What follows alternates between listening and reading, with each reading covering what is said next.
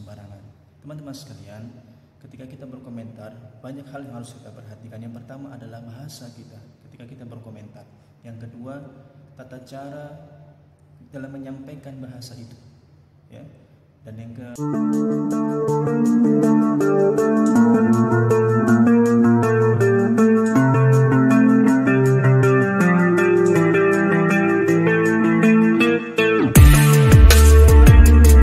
Assalamualaikum warahmatullahi wabarakatuh. Bismillahirrahmanirrahim. Alhamdulillahirabbil alamin. Wassalatu wassalamu ala asyrofil anbiya'i wal mursalin sayyidina wa maulana Muhammadin wa ala alihi wa sahbihi wa barik wa sallim ajma'in, amma ba'd.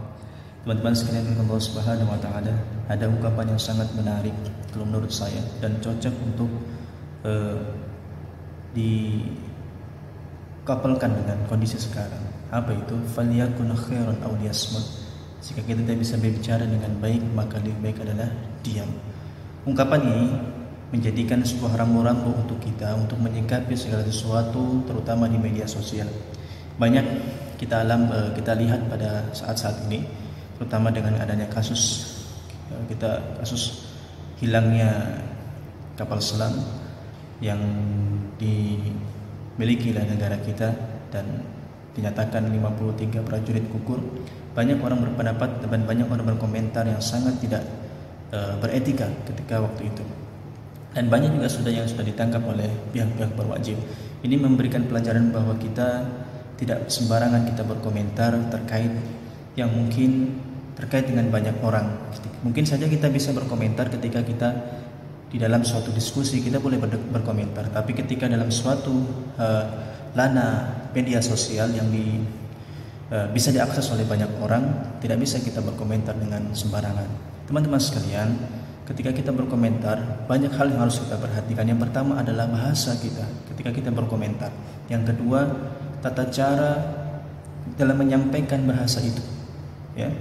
Dan yang ketiga adalah objek atau subjek, apakah ada yang tersinggung ketika kita menyampaikan suatu komentar yang kita sampaikan kepada khalayak publik. Teman-teman sekalian, ketika kita berkomentar, yang harus kita perhatikan selain yang tiga tadi adalah dampaknya untuk diri kita. Pertama, dampaknya untuk diri kita. Ketika kita menyampaikan suatu komentar, apakah baik untuk dampaknya untuk diri kita, itu yang pertama yang seharusnya kita pikirkan. Mungkin kedua adalah dampak untuk banyak orang, dampak untuk masyarakat, dampak sosial, dampak secara global, bahkan ketika kita menyampaikan sesuatu. Contoh saja ketika kemarin saya lihat di media sosial menyatakan bahwa, dan yang itu menurut saya tidak pantas kan. Menurut saya tidak pantas. Kenapa saya bilang tidak pantas? Karena banyak menyinggung perasaan orang-orang, bahkan perasaan keluarga yang ditinggalkan. Menurut saya itu. Kenapa?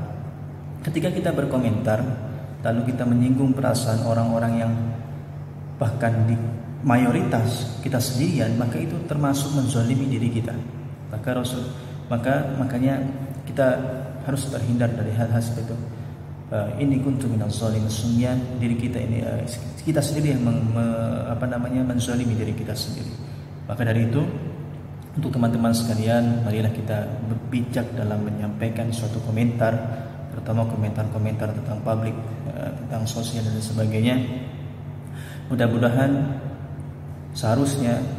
dan seharusnya media sosial yang kita miliki menjadi lahan dakwah kita, lahan pahala kita, dan bermanfaat bagi orang-orang banyak. Dan mudah-mudahan seharusnya kita memberikan komentar itu menjadikan motivasi, terutama untuk kejadian kemarin, untuk keluarga, untuk orang terdekat, dan untuk instansi terutama, jadikan motivasi. Dan kita seharusnya mengirimkan doa, bukan mengirimkan komentar-komentar yang tidak baik. Terima kasih teman-teman sekalian. Tetap ingat bahwa tetap komentar di media sosial harus kita jadikan sebagai tombak kita untuk menyampaikan kebaikan. Terima kasih. Assalamualaikum warahmatullahi wabarakatuh.